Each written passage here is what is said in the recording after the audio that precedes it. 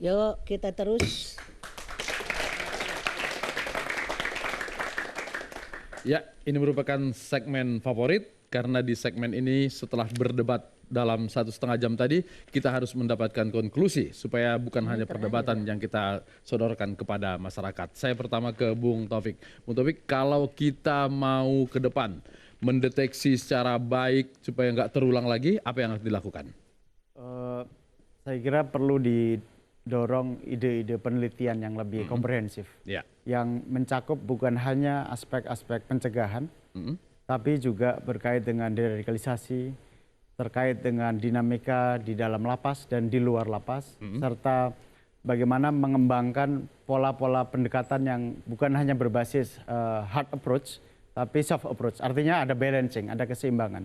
Karena sebetulnya tidak diragukan lagi bahwa pemerintah Indonesia, aparat hukum Indonesia bekerja cukup baik. Bahkan kadang-kadang kelewatan. Tetapi artinya harus diimbangi dengan kebutuhan-kebutuhan untuk menciptakan social enabling environment yang cocok untuk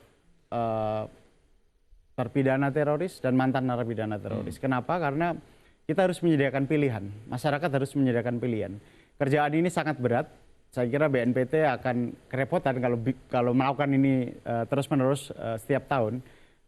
Society harus lebih banyak terlibat dan kementerian-kementerian tertentu. Kita tidak pernah dengar, padahal kita punya Kementerian Sosial, Kementerian Tenaga Kerja, Kementerian Agama, Kementerian Pendidikan, dan semuanya harus punya program counter naratif, counter radikalisasi, dan ini bersifat jangka panjang. Karena menangani teroris tidak bisa one single shot. Ini kalau dia dihukum 5 tahun, programnya 5 tahun. Kalau dia dihukum 10 tahun, programnya 10 tahun. Harus komprehensif. Jadi mengatasi terorisme bukan hanya sekedar meningkatkan keamanan saja, tapi juga mendeteksi lebih dini tadi itu. Oke. Mas Tanto, strategi anti teror itu sekarang lagi dikaitkan dengan revisi undang-undang. Seolah-olah ada yang kurang sehingga harus undang-undang tersebut diubah. Anda setuju dengan perubahan itu? Kami di DPR itu mempunyai pendapat seperti ini. Kalau terjadi kecolongan, jangan undang-undangnya yang disalahkan. Kan begitu. Saya terlibat dalam pembuatan Undang-Undang Nomor 17 Tahun 2011 tentang intelligence ya. Itu adalah salah satu undang-undang yang komplikasinya sangat tinggi. Memperhatikan keinginan dari masyarakat sipil ya.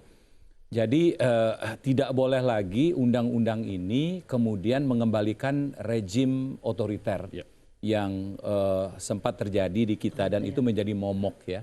Sehingga dalam proses pembuatan undang-undang intelligence itu kami melibatkan semua stakeholder yang ada, bongkar pasang dan seterusnya. Untuk apa? Agar supaya undang-undang ini bisa mempunyai masa berlaku yang lama. Jadi undang-undang yang baik itu kan harus bersifat antisipatif, kemudian harus bersifat, mohon maaf saya pakai kata, futuristik. Jadi segala sesuatu yang akan terjadi itu sudah diantisipasi, agar supaya undang-undang ini tidak jadul, agar supaya undang-undang ini tidak menjadi macan kertas. Kami melihat undang-undang ini masih termasuk baru, disahkan di paripurna pada tahun 2011, sekarang tahun 2016, baru 5 tahun. Jadi kami melihat undang-undang ini isinya masih relevan dengan konteks kekinian. Sehingga tidak ada alasan bagi kami, seluruh fraksi yang ada di Komisi 1 itu, untuk melakukan revisi. Yang kurang, sebagaimana yang saya sampaikan di awal itu adalah koordinasi yang tidak jalan antara pemberi informasi dengan pelaksana atau eksekutor atas informasi yang sudah diberikan tersebut. Nah, tidak bisa disalahkan siapa-siapa. Jadi dalam perspektif ini undang-undangnya betul, ya. Undang-undang sudah memberikan koridor apa yang boleh dilakukan oleh Intel, apa yang tidak boleh. Terlebih sekarang ini amanat dari undang-undang tersebut sudah melahirkan tim pengawas yang isinya itu adalah perwakilan dari 10 fraksi yang ada. Tim pengawas inilah yang menjamin akuntabilitas pelaksanaan kegiatan intelligence di Indonesia. Nah, ini tidak boleh kita langgar, ya kan? Nah, kemudian beberapa waktu yang lalu kami sempat juga duduk dengan para pemangku kepentingan ini, Prof. Ada juga gerakan bahkan untuk mengamandemen undang-undang anti teroris. Ya, bagi kami ini juga tidak salah undang-undangnya begitu. kembali lagi ke permasalahan semula begitu. Selama koordinasi antara kementerian lembaga terkait penanggulangan dan pemberantasan terorisme tersebut tidak jalan, maka undang-undang apapun yang kita buat akan menjadi macan kertas alias mandul. Oke, jadi biarin yang cari data di sana, yang menangkap biar kerja sendiri lagi. Ya, nah, tapi koordinasi. Satu lagi Bang Latif ya. Satu hal yang tidak kita bahas di sini ya. Menurut laporan yang kita dapat ya, kalau kita berbicara mengenai aktivis ISIS yang ada dari luar negeri, orang mengatakan bahwa orang tergerak untuk menjadi teroris ketika kondisi ekonomi itu memprihatinkan, tidak ada lapangan pekerjaan, atau keimanan seseorang itu sangat tipis, maka dia tergerak untuk menjadi seorang yang radikal, katakan demikian. Tapi bagaimana dengan aktivis ISIS yang datang dari negara-negara maju, seperti dari Australia, Belgia, dari Belgia, dari Perancis dan seterusnya? Teori ini tentu jadi tidak berlaku. Nah, ada pemahaman bahwa ya game-game yang mendorong ya kegiatan-kegiatan yang sadistik itu juga mempunyai kontribusi. Nah, jadi saya minta ya iNews dalam diskusi ke depan bukan hanya BNPT polisi kemudian dari TPM, hadirkan juga dari kementerian lain yang membuat permainan-permainan yang bisa memacu radikalisme itu bisa tumbuh sehat ya. Artinya ada di mall, dimainkan di mall, dimainkan di rumah-rumah tanpa ada pengawasan yang berarti dari pihak-pihak terkait. Masukan yang menarik. Ustaz Mihdan, ada masukan Anda kepada pemerintah, mumpung ada BNPT juga? Ya, yang pertama tentu yang kaitannya dengan profesi kami. Ya. Dari yang kami dapatkan itu masih masih terjadi proses penerapan undang-undang ini tidak akuntabel. Ya. Contohnya mereka-mereka yang tersangka itu tidak bisa mendapatkan penasihat hukum secara bebas. Nah, ini supaya Prof. Irfan menyampaikan gitu ya kepada kolega kerjanya, bahwa di mana mereka harus pakai pengacara yang ditunjuk, yang kemudian padahal itu adalah bagian lain yang mungkin dalam proses-proses penegakan hukum itu ada hal-hal yang dia ditekan dan ketika bebas itulah dia akan memicu dia melakukan tindakan lagi. Artinya dia tidak diberikan keleluasan sebetulnya yang dia lakukan ini dan dia sampaikan melalui pengacara yang dia percaya. Itu yang tidak itu yang menurut hemat saya. Jadi hal-hal yang berkaitan dengan pendekatan-pendekatan persuasif ya, pendekatan-pendekatan ke arah bagaimana pencerahan kepada pemikirannya itu yang yang mesti dikedepankan ke depan. Artinya, itu yang lokal. Karena ini kaitannya dengan ISIS ke internasional. Kembali lagi bahwa mungkin BNPT kemudian parlemen ya ahli juga mendorong supaya Indonesia berperan dalam konteks pertikaian yang sekarang besar ini. Karena terjadi juga di misalnya di Yaman, di Saudi, Islam dan sekarang Islam mulai berperan di dalam kasus Suriah.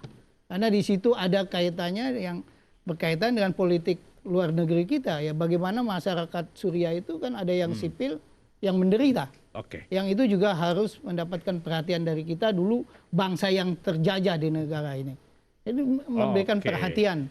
Saya pikir itu mungkin menginisiatif terhadap persoalan ISIS secara internasional. Jadi tidak hanya lokal, internasional Indonesia bisa berperan. Terakhir Prof. Jadi kami sangat bersyukur banyak menerima masukan. Tentunya ini kita tindak lanjuti untuk mengkoordinasikan lagi-lagi kata itu. Karena misalnya Kementerian Koperasi, Kementerian Pertanian. Karena tidak sedikit mantan-mantan teroris yang tinggal di daerah pesisir. Mereka mau nelayan, ada dinas peternakan di daerah. Dan kita lakukan itu di 2015 dan 2016 ini makin kencang kita lakukan di seluruh Indonesia. Dan mereka menyebar. Ya kalau tidak ada pekerjaan, orang jadi radikal kita katakan karena banyak faktor tadi ketidakadilan. Ya kita melakukan advokasi, saran dari Ustadz tadi tentunya kita terima masukan. Tetapi kalau terjadi pembiaran dengan 4 yang kosong ini, kosong pikiran, kosong hati, kosong perut atau apalagi kosong kantong, sakitnya itu di sini.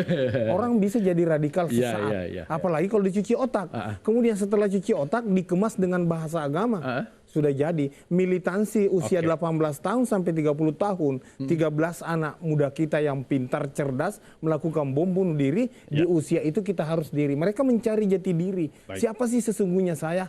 siapa sih saya ini, siapa bangsa Indonesia. Walaupun dengan cara yang salah seperti itu. Ya, makanya kita bertugas untuk melakukan pembinaan. Iya. Jadi kalau dari teroris nanti kemudian dibina jadi peternak bisa jadi teloris. Ahli menjual telur gitu ya. Siapa Pom? Terakhir. Mangga sebelum ditutup, Tantowi, ya kan? Nah, seperti biasa kita mau menyampaikan sesuatu untuk pemerintah kita yang tercinta. Sudah gamblang sekali dari sebelah kiri maupun dari sebelah kanan untuk pemerintah. Harus dijadikan untuk introspeksi. Nah, introspeksinya seperti apa? Pertama, tadi sudah jelas sekali. Undang-undang dibuat di kita suka ada suka ada guyonan. Undang-undang di kita mah untuk dilanggar. Bukan untuk dilaksanakan. Nah, tadi sudah disampaikan bahwa yang biasanya terjadi itu adalah implementasinya. Implementasinya, sekali lagi implementasi. Kadang-kadang PP-nya itu lain popong PP teh. Kadang-kadang PP-nya itu sampai sekian tahun baru dibuat PP-nya. Nah, itu menyebabkan hal-hal seperti ini. Ya kan? Itu satu, koordinasi. Kedua, ya kan, tadi sudah terdengar bahwa ada pihak yang merasa kurang dirangkul. Sudah sebetulnya mah, cuman merasa kurang.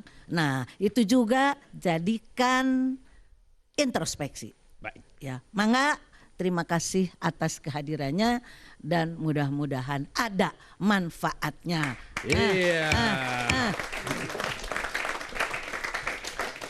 Ya, terima kasih pimpinan, terima kasih Ustadz Mihdan, Mas Taufik, Prof. Irfan, Mas Tantowi, juga mahasiswa dari UIN, terima kasih ya, jangan ikut ISIS. Dan dari Mercu Buana juga demikian. Dan terima kasih juga buat Anda para pemirsa, mudah-mudahan yang kita bicarakan malam ini bermanfaat. Jangan ada lagi gangguan keamanan, jangan ada lagi kemiskinan, jangan ada lagi ketidakadilan. Untuk Indonesia yang lebih baik. Latif Siregar, pamit. Mantap.